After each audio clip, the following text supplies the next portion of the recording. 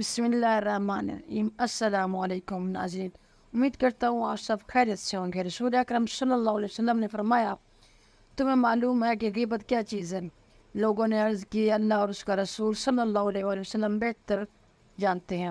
ارشاد فرمایا، غیبت یہ ہے کہ تم اپنے بھائی کے بارے میں ایسی بات کہو جو اسے بری لگے۔ کسی نے عرض کی، اگر میرے بھائی میں وہ برائی موجود ہو تو اس کو بھی کیا غیبت کہا جائے گا؟ ارشاد فرمایا، جو کچھ تم کہتے ہو اگر اس میں موجود ہو جبھی تو غیبت ہے، اور اگر تم ایسی بات کہو جو اس میں موجود نہ ہو تو بہتان ہے۔